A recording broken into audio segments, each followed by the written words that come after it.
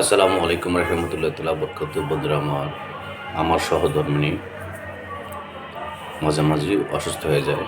বর্তমানে বেশ অসুস্থ রয়েছে, আমাদের প্রচেষ্টা রয়েছে এবং যেখানে যা লাগে সেটা দিয়ে আমরা তার পরিচর্যায় রয়েছি, সেবায় রয়েছি, যত্নে রয়েছি।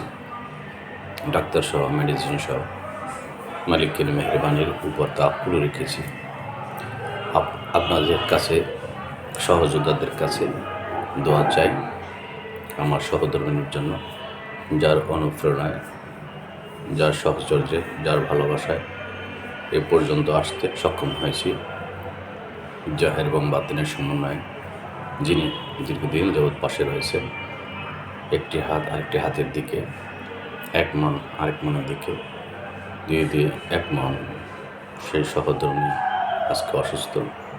তো বন্ধুজনদের কাছে দোয়া চাই, দোয়া প্রার্থী।